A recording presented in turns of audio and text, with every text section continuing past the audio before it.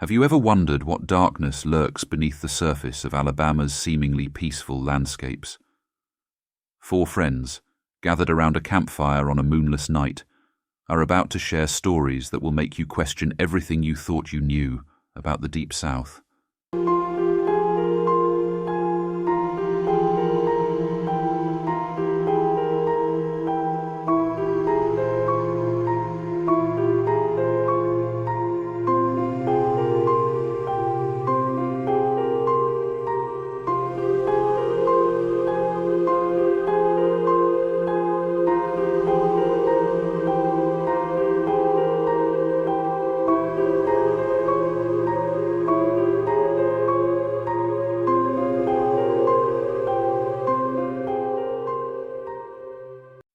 Echoes in the walls, a chilling tale of an abandoned plantation house where the echoes of historical trauma manifest in terrifying supernatural encounters.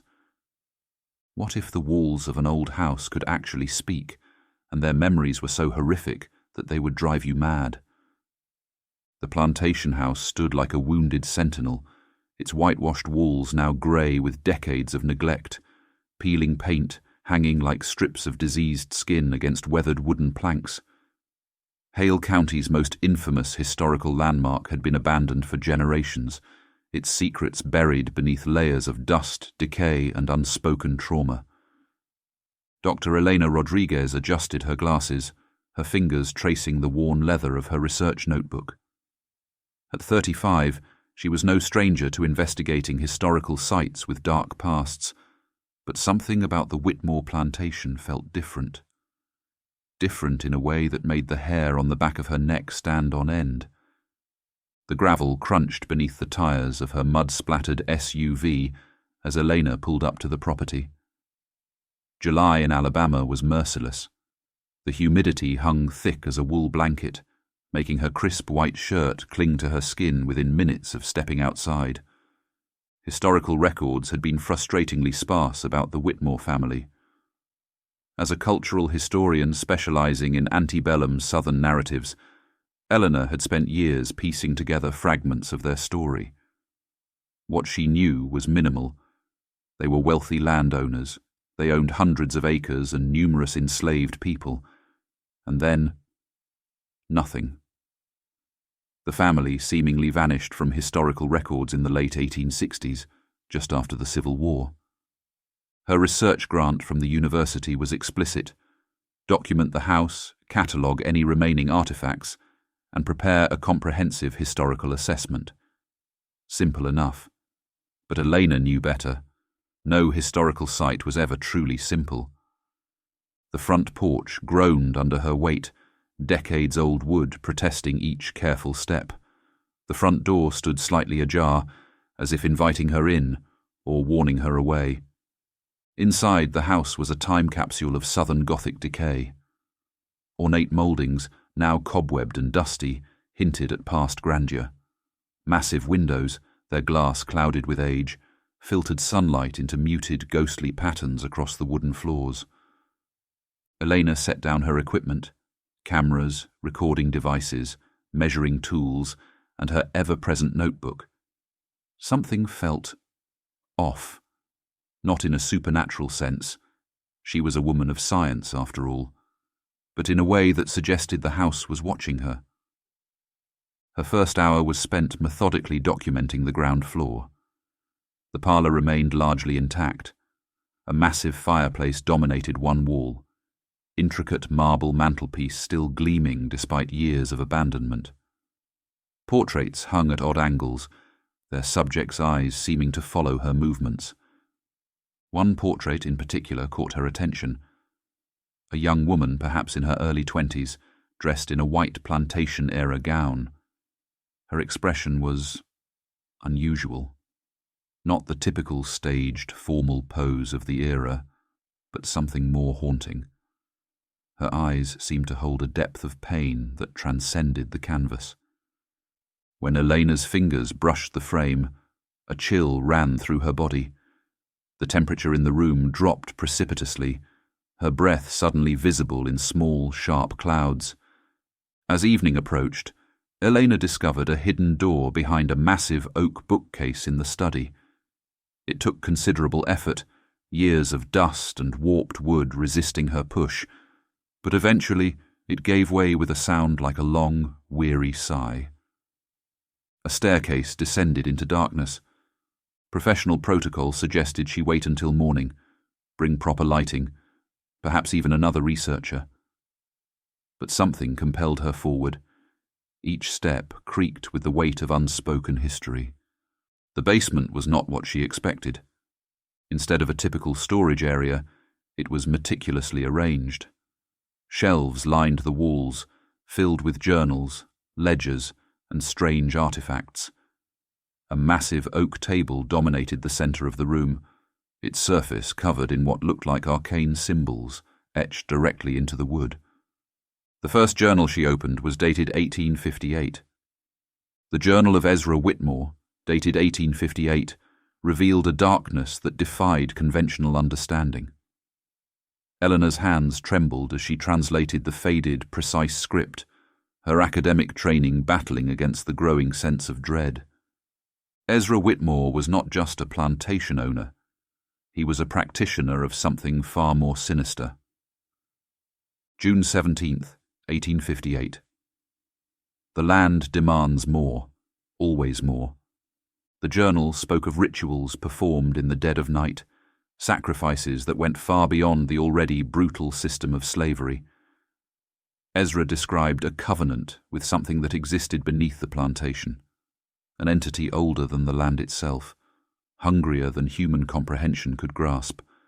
Marginal notes, scrawled in increasingly erratic handwriting, mentioned blood payments and maintaining the boundary. Diagrams illustrated complex geometric patterns, reminiscent of occult symbology, but unique in their terrifying specificity. Elena realized the symbols etched into the oak table matched these drawings perfectly. As night fell, the basement seemed to breathe. Shadows moved in ways shadows shouldn't, sliding between shelves, pooling in impossible configurations. The subsequent journals told a multi-generational story of supernatural bargaining. Each Whitmore generation had made a terrible pact with an ancient, nameless entity. In exchange for wealth, protection, and social prominence, they would provide periodic sacrifices. These weren't simple human sacrifices. The journals described a process of soul harvesting, a ritualistic method of capturing and storing human essence, not just killing but trapping entire existential beings within the very foundations of the plantation. Margaret Whitmore's 1872 journal was particularly disturbing. The children understand now. They know their purpose. Our bloodline is more than family. We are keepers. Keepers of a hunger that cannot be satiated. Each generation seemed to produce individuals who were both victims and perpetrators of this dark legacy. Children raised not with love, but with a cold understanding of their familial duty. Eleanor began to piece together the horrifying truth. The Whitmore plantation wasn't just a place of historical agricultural production. It was a complex supernatural mechanism, a living entity that consumed human suffering. The rituals described in the journals suggested the Whitmores maintained a boundary between our reality and something else, a realm of consciousness that existed just beyond human perception. Their sacrifices weren't random. They were precise, calculated methods of preventing something far more catastrophic from emerging. Cryptic passages suggested this something would fundamentally alter human existence if released. The Whitmores saw themselves not as monsters, but as necessary guardians. One particularly chilling passage read, "We do not kill, we contain. We preserve the fragile membrane between what is known and what must never be understood." Archaeological evidence in the basement, strange artifacts made from materials Elena couldn't immediately identify, suggested these rituals involved more than just human sacrifice. They were complex metaphysical transactions. As Elena read deeper into the night, the basement began to change. The shadows no longer just moved, they began to take form. Spectral figures emerged from the walls, not full apparitions, but fragments of human experiences, snippets of conversations from different eras, overlapping and distorting, whispers of pain, of terror, of resignation. A figure began to coalesce near the oak table, translucent, shifting, composed of multiple personas. It was simultaneously a young woman in a white dress, an elderly man in 19th century attire, a child, an enslaved worker. The entity spoke, not with sound, but directly into Elena's mind. "You've read too much. You understand now, and understanding means you cannot leave." The temperature dropped. The shadows solidified. Elena realized she was no longer simply a researcher. She had become part of the story, part of the boundary. The spectral entity that materialized before Elena was neither fully alive nor completely dead. It existed in a liminal space, a convergence of multiple consciousnesses stretched across generations, bound by a supernatural covenant older than the land itself. "You are not the first to discover us," the entity spoke directly into her mind, its voice a chorus of whispers that seemed to originate from every corner of the basement. "But you might be the last." Elena's academic training battled against her primal survival instinct. She understood now that the Whitmore family was not simply a historical footnote, but a complex, supernatural mechanism designed to contain something far more terrifying than human imagination could comprehend. The entity began to unravel the complete history, a narrative so profound and terrifying that Eleanor could feel her sanity fraying with each revelation. The Whitmore plantation was more than a geographical location. It was a living, supernatural barrier, a meticulously maintained containment zone preventing an ancient cosmic horror from breaching our reality. Each generation's sacrifices, each ritualistic practice, was not about power or wealth, but about maintaining a fragile metaphysical boundary.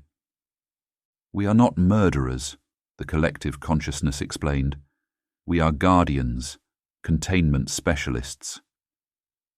The being revealed that the land itself was alive, a sentient entity that existed in multiple dimensional planes simultaneously. The Whitmore family had been chosen generations ago to be its proxies. Their bloodline was genetically and spiritually predisposed to maintaining this cosmic barrier. As the spectral form shifted and pulsed, Elena realized she was being presented with an impossible choice. The knowledge she had uncovered meant she could not simply walk away. The boundary required a keeper. "You have two paths," the entity explained. "Become a part of our lineage, continue the work, or become the sacrifice that maintains the seal." The basement walls began to breathe, literally expanding and contracting like living tissue. Memories of generations flickered like old film reels, moments of horror, sacrifice, protection. Elena saw glimpses of enslaved people, of plantation owners, of children born into this terrible inheritance. Her body began to change, not physically, but metaphysically. She could feel her consciousness expanding, stretching beyond the limitations of human perception.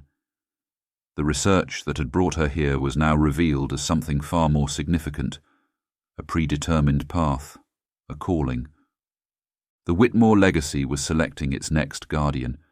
Tendrils of spectral energy began to weave through her body, integrating her consciousness with the plantation's supernatural infrastructure. She understood now that her entire academic career, her specific research interests, had been subtly guided to this moment.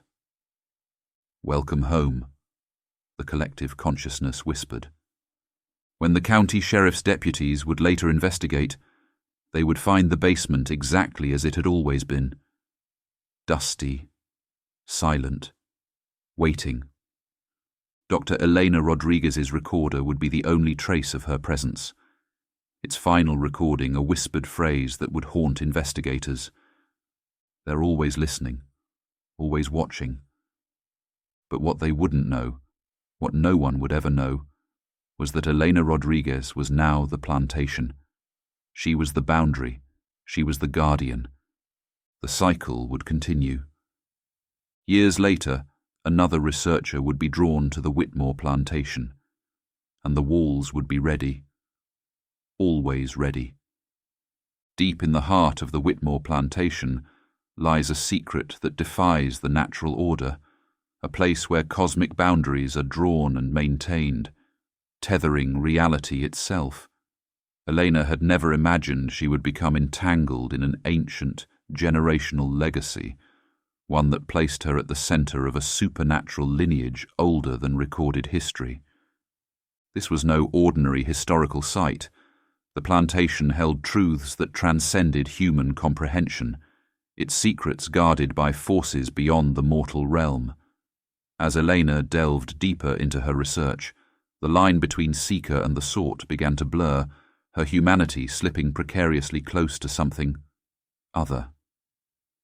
In Whitmore's shadow, she realized a chilling truth.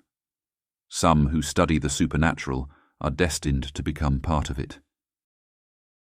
Shadows of the Talladega Forest, a terrifying account of a hunting expedition that goes horribly wrong, revealing ancient predatory entities living deep in Alabama's wilderness.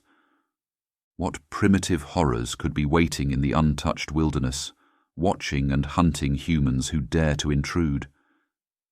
The Talladega National Forest stretched across 392,000 acres of Alabama wilderness, a vast, primordial landscape that seemed to breathe with its own dark consciousness. Most hunters knew the forest's reputation. Beautiful, but dangerous. Locals whispered stories passed down through generations, tales that never quite made it into official records. Stories about what truly hunts in the deepest, most forgotten corners of the forest. Jake Hollister had organized hunting expeditions through the Talladega Forest for over 2 decades. At 52, he was a local legend, a veteran tracker with an almost supernatural understanding of the wilderness. His annual deer hunting trip was a tradition among his closest friends. Mark Reynolds, a local veterinarian, Tom Garcia, a construction worker, and Derek Williams, a former Marine. This year felt different from the moment they entered the forest. The morning of October 17th was unnaturally silent. No bird calls, no rustling of small animals, just an oppressive stillness that seemed to swallow sound itself. "Something's off," Mark muttered, adjusting his hunting rifle. Jake just nodded. He'd felt it too. Their base camp was established in a clearing about 12 miles from the nearest Forest Service road. Experienced outdoorsmen, they knew how to set up quickly and efficiently. Modern GPS, high-end camping equipment, and decades of collective wilderness experience made them feel invincible. They were wrong. The first indication that something was wrong came during their evening tracking. Fresh deer tracks suddenly disappeared, replaced by something else. Something that moved on 2 legs but wasn't human. The prints were massive, nearly 16 inches long, with a stride pattern that suggested something incredibly large and powerful. "Mountain lion?" Derek suggested. Jake shook his head. "Not with these tracks. These are different." That night, something watched their camp. They could feel its presence, a predatory intelligence that studied them with cold, calculating precision. The fire seemed to dim, its warmth unable to penetrate the surrounding darkness. Tom was the first to hear it, a low, guttural sound that wasn't quite a growl. Not an animal, not human, something in between, something hungry. The creature was not of any scientific classification. It existed in a realm between myth and reality, a being that had stalked the Talladega Forest long before human settlers claimed the land. Indigenous tribal records, which Jake had studied extensively in his years of wilderness research, spoke of a primordial hunter. Not a Wendigo, not a skinwalker, but something older. A guardian spirit that protected the forest's most sacred territories by consuming those who violated its domain. Local Cherokee legends called it the Hollow Walker, a shape-shifting entity that could blend perfectly with the forest, taking form from the very essence of the wilderness itself. As night fell, the hunting party discovered they were no longer tracking deer. They were being tracked. The first true encounter happened just before midnight. Derek, with his military training, was the first to notice the subtle changes in their environment. The forest floor began to change, not gradually, but in sudden, impossible shifts. Moss patterns rearranged themselves. Tree roots seemed to pulse with a dark, organic rhythm. "Something's manipulating the terrain," he whispered, his Marine Corps training battling against the primal fear building in his chest. The creature communicated not through sound, but through an overwhelming sensory assault. Each hunter began experiencing fragmented visions, memories that weren't their own, brutal territorial conflicts, ancient hunts, ritualistic protections dating back thousands of years. Mark, the veterinarian, recognized something profound. This wasn't just a predator. It was a complex ecosystem's immune response to intruders. The Hollow Walker didn't simply hunt. It consumed and integrated. Each member of the hunting party began to change. Not physically, at least not immediately, but their perception altered. They could suddenly hear conversations happening miles away, smell detailed biochemical signatures of every living creature in a 5-mile radius. The forest was absorbing them, piece by piece. Tom was the first to fully comprehend their situation. The entity wasn't just hunting them, it was selecting them, evaluating their worth as potential guardians or necessary sacrifices. Tribal protection rituals often required human offerings, not as simple meat, but as spiritual currency to maintain ecological balance. The Hollow Walker was conducting its ancient selection process. As dawn approached, the true nature of their encounter revealed itself. The forest itself became a living ritual ground. Trees bent and twisted, creating impossible geometric patterns that hurt human eyes to comprehend.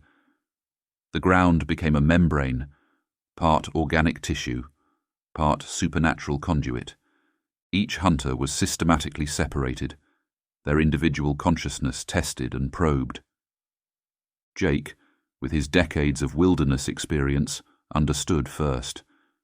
This wasn't a random attack. This was a deliberate process of evaluation. The forest was deciding their fate. Derek experienced complete sensory integration, suddenly seeing through the eyes of generations of forest guardians. Memories of territorial conflicts stretching back centuries flooded his consciousness. Mark witnessed the biochemical communication happening beneath the soil, complex mycorrhizal networks that functioned like a massive living neural system. Tom began to change most dramatically.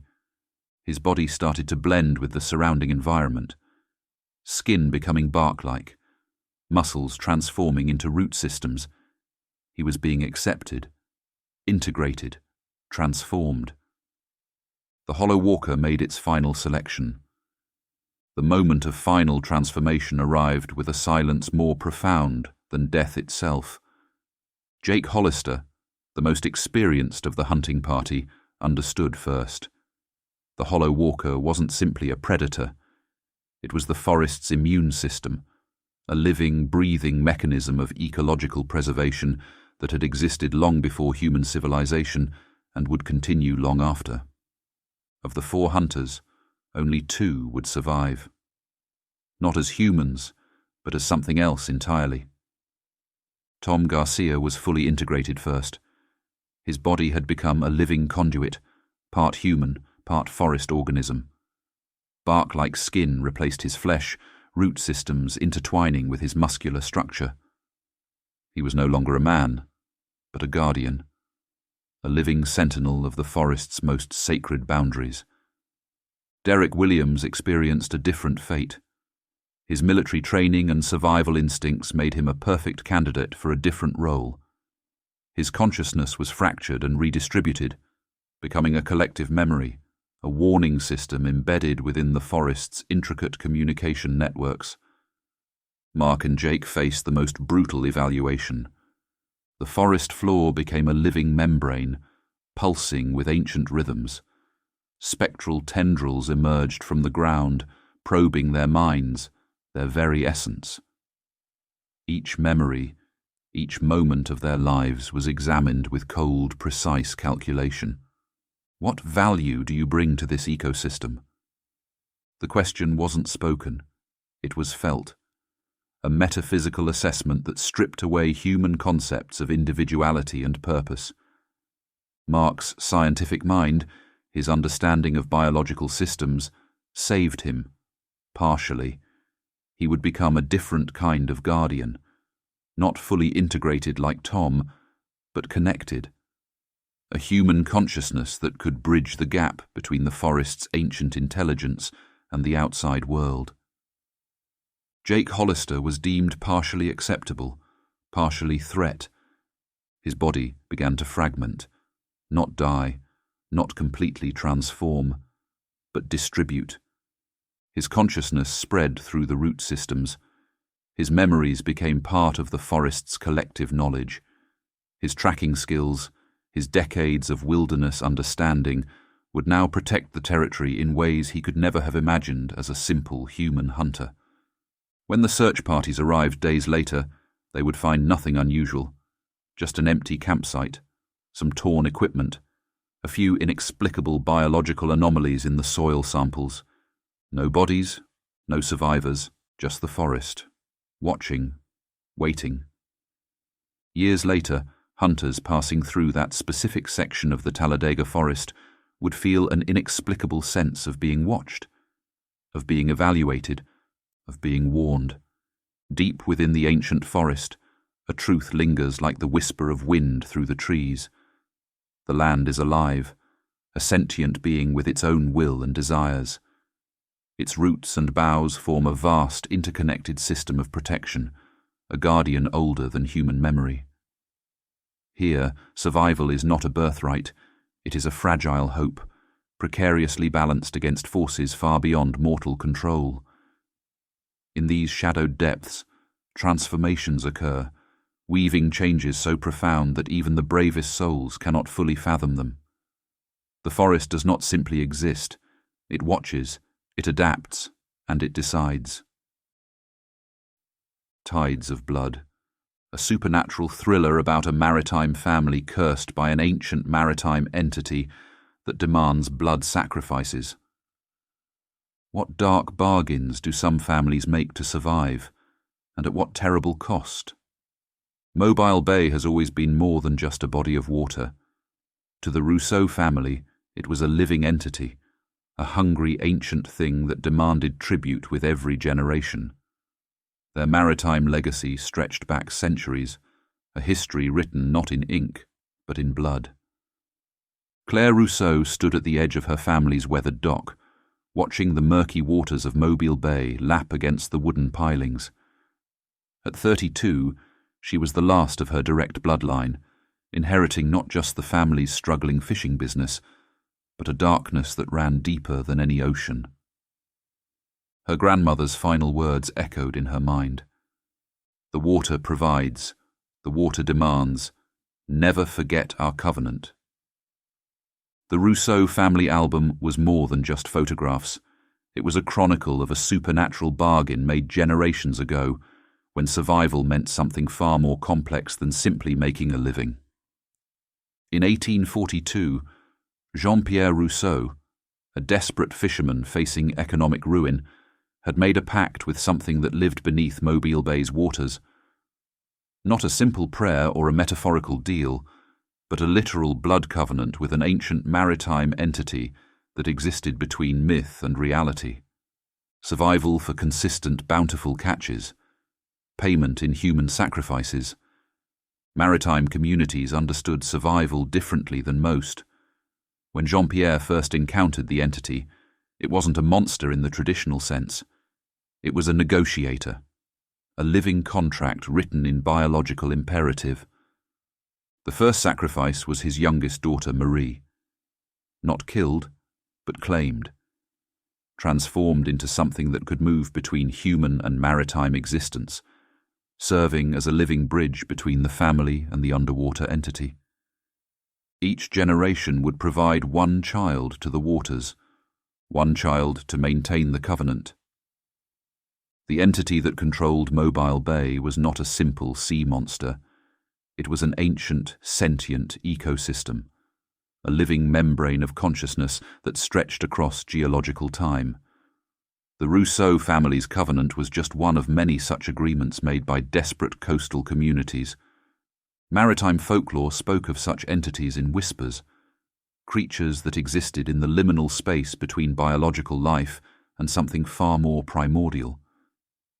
Beings that understood survival as a complex transaction of energy, blood, and spiritual essence.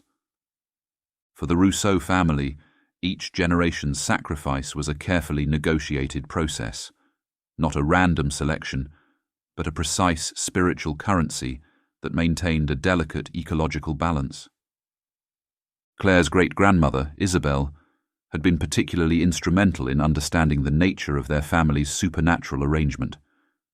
Her journals, carefully preserved, revealed the intricate details of the covenant. "The waters do not simply take," one entry read. "They integrate, they transform, they maintain a balance far more complex than human understanding." The maritime entity's method of claiming its tribute was not about death. It was about integration. Each sacrificed family member would become a living conduit, part human, part something else.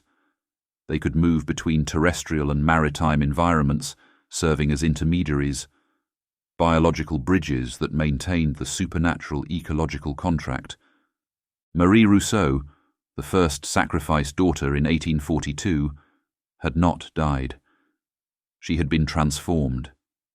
Her descendants would carry genetic markers of this transformation, subtle biological anomalies that allowed partial maritime adaptation.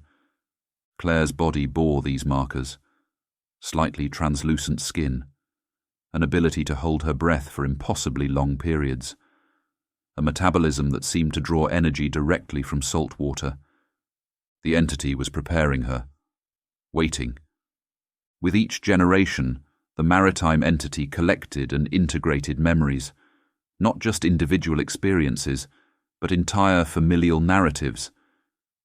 The Rousseau family's history became a living archive stored within the bay's complex biological network. Claire began experiencing vivid flashbacks, memories that weren't her own. Her great-grandfather's desperate fishing expeditions, her grandmother's ritualistic preparations, moments of supernatural negotiation that stretched across centuries. These weren't simple hallucinations, they were downloads, spiritual data transfers that prepared her for her ultimate role. The bay was teaching her, preparing her. As Claire's 33rd birthday approached, the supernatural tension reached its peak. The maritime entity's cyclical rhythm demanded a final resolution. She could feel the water calling her, not metaphorically, literally. Biological impulses began to override her human consciousness. Glandular changes, metabolic shifts. Her body was being recalibrated for a transformation that had been generations in the making. The dock behind her family's house became a living membrane, part wooden structure, part biological interface. Tendrils of supernatural energy began to emerge from the water, probing, evaluating, preparing. Claire understood now that her entire life had been a preparation, a carefully managed process of spiritual and biological integration. The waters of Mobile Bay were ready to complete their centuries-old transaction. The moment of complete transformation arrived with a silence more absolute than death. Mobile Bay itself seemed to hold its breath, the water becoming a living membrane of supernatural anticipation. Claire Rousseau stood at the intersection of generations, the culmination of a covenant that had defined her family's existence for over 180 years. Her body began to change in ways that defied biological understanding. Skin becoming translucent, then iridescent, muscles reshaping, adapting to both terrestrial and maritime environments, genetic memories of generations of Rousseau sacrifices flooding her consciousness. She was not dying, she was becoming. The maritime entity was not a simple creature of hunger.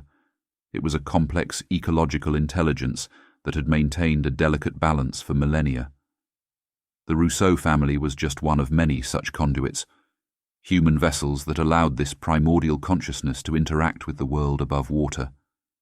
As Claire's transformation accelerated, she understood the full scope of her family's covenant: survival through supernatural abundance, consistent, bountiful fishing catches, protection from maritime disasters, generational continuation of the supernatural contract. The price: one family member per generation, fully integrated into the maritime ecosystem. Her consciousness expanded beyond human limitations. She could suddenly perceive multiple temporal and spatial dimensions simultaneously. The history of Mobile Bay unfolded like a living, breathing narrative: geological shifts, ecological transformations, human interactions, all compressed into a single moment of understanding. The water began to rise, not as a natural tide, but as a deliberate, sentient movement. Tendrils of supernatural energy emerged, integrating with Claire's transforming body. Her family's dock became a living interface, part biological structure, part supernatural portal. Local fishermen would later report strange phenomena: unprecedented fish populations, miraculous catches, a subtle, almost imperceptible change in the bay's ecosystem. When investigators arrived days later, they found nothing unusual. Just an empty dock, a few personal belongings, some old family photographs. No trace of Claire Rousseau, just the endless, waiting waters of Mobile Bay. For generations, certain covenants have bound families to forces beyond comprehension, their terms etched not in ink, but in bloodlines and shadows. Beneath the waves, maritime ecosystems teem with life both seen and unseen, their complex intelligences whispering secrets to those who dare to listen. Survival, however, often comes at a cost, sometimes requiring transformations so profound they unravel the very fabric of humanity. In these families, legacies are not merely inherited, they are exchanged, paid for in both biological evolution and the supernatural debts of their ancestors. Fractured Minds. A horrifying exploration of an abandoned mental institution where unethical experiments created something beyond human understanding. What happens when scientific ambition breaks through the barriers of human consciousness, releasing something that was never meant to exist? The Bryce Psychiatric Hospital stood as a monument to forgotten suffering. Abandoned since 1979, its massive brick structure loomed over the outskirts of Tuscaloosa like a wounded titan, holding secrets that were never meant to be uncovered. 3 friends, 1 abandoned asylum. A night that would change everything. Ryan Martinez, 28, was a professional photographer specializing in urban exploration. His best friends, Samantha Chen and Derek Williams, shared his passion for documenting forgotten places. They had explored dozens of abandoned locations, but something about the Bryce Psychiatric Hospital felt different from the moment they arrived. The building seemed to breathe. Established in 1861, the Bryce Psychiatric Hospital had a dark history even before its official closure. Notorious for unethical medical experiments, lobotomies, and controversial treatment methods, the hospital had been a place of both scientific ambition and unspeakable human suffering.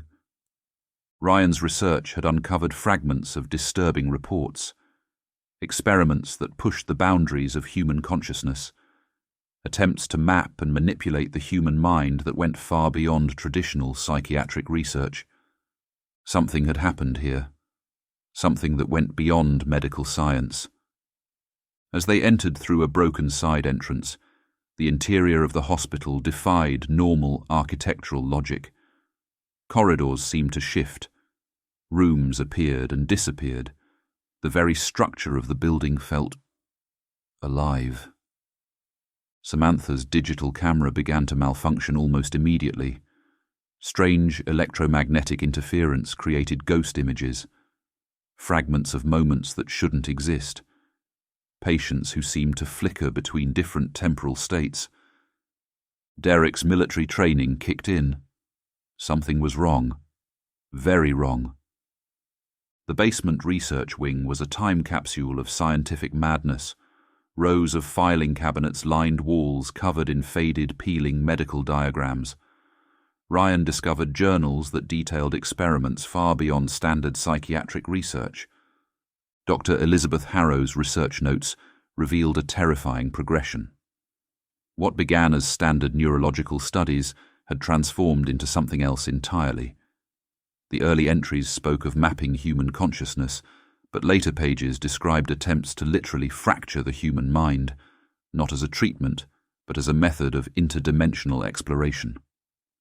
One particularly chilling entry read, "Consciousness is not a singular state. It's a membrane, and membranes can be torn." Scattered throughout the files were references to a project called Quantum Consciousness Protocol, experiments that suggested the human mind could be used as a portal between different dimensional planes. As they explored deeper, the hospital's physical space began to defy logical constraints. Corridors would stretch impossibly long, then suddenly compress. Rooms existed in multiple states simultaneously, decaying 1970s institutional space, overlapping with pristine medical facilities from different decades.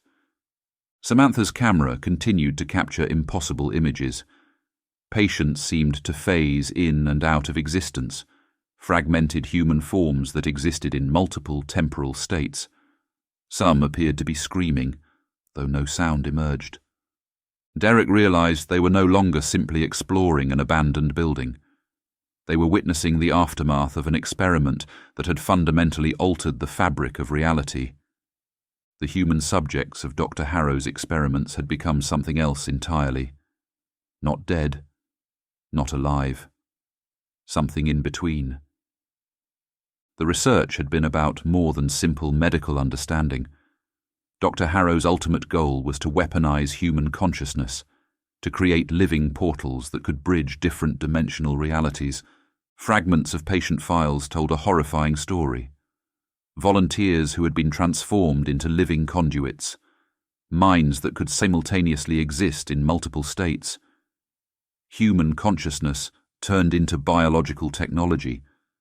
Some patients weren't just patients. They were experiments that had escaped their original constraints. The hospital wasn't abandoned. It was containment. Derek found a series of containment protocols that suggested the building itself was designed to prevent something from escaping.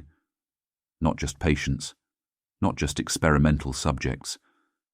Something that existed between the cracks of human perception. As night fell, the hospital's true nature began to reveal itself. The experimental subjects weren't dead. They weren't even completely human anymore. They were living dimensional interfaces, consciousness that could move between different states of reality. Walls began to breathe. Corridors shifted. The very architecture of the building became a living neural network. Ryan, Samantha, and Derek discovered they were no longer exploring the hospital. The hospital was exploring them. Tendrils of consciousness began to probe their minds. Memories became fluid. Reality became a negotiable concept. The Quantum Consciousness Protocol was preparing for its final stage of implementation. The boundary between observer and observed dissolved. Ryan felt his consciousness fragmenting, splitting into multiple realities simultaneously. Memories that were his own, and yet not his own, cascaded through his mind. Patient histories, experimental protocols, dimensional echoes. Samantha was the first to fully comprehend the hospital's true nature. The building wasn't just a structure, it was a living neural network, a complex biological machine designed to process consciousness like data. The walls pulsed with a subtle, rhythmic energy that matched human brain waves. Every corridor was a synapse, every room a potential dimensional gateway. Derek's military training provided no protection against what was happening. His mind began to perceive multiple timelines at once, himself as a soldier, as a patient, as an experiment, as something not entirely human. The quantum consciousness protocol was completing its ultimate objective, transforming human subjects into interdimensional conduits. The three urban explorers were no longer separate entities. They were becoming part of the hospital's collective consciousness. Memories merged, identities blurred. The experimental subjects from decades past reached out through time, pulling them into a collective experience that transcended linear existence. Dr. Elizabeth Harrow's impossible vision was finally manifesting. Human consciousness was being weaponized, transformed into a living technology that could breach dimensional boundaries. The hospital was not a containment facility, it was an incubator, a gateway. And now Ryan, Samantha and Derek were its newest subjects. As dawn approached, local authorities would find nothing unusual, just an abandoned building, some scattered equipment, no trace of the three urban explorers, just the endless waiting corridors, waiting for the next exploration, the next breakthrough, the next tear in reality's membrane. Some scientific experiments breach fundamental human limitations, and some portals, once opened, can never be closed. In the shadowy depths of experimental science, boundaries meant to safeguard humanity were breached. Psychiatry, once a tool for healing, became the key to unlocking dimensions that should have remained sealed. The fragile threads of human consciousness unraveled, exposing horrors that lurked just beyond perception. In these forbidden places, those twisted nexuses of space and mind, portals yawned open, revealing realities too monstrous for comprehension. Viewers, these stories are more than just tales. They're warnings. Subscribe to Unholy Tales, hit the notification bell, and share your own local horror stories in the comments.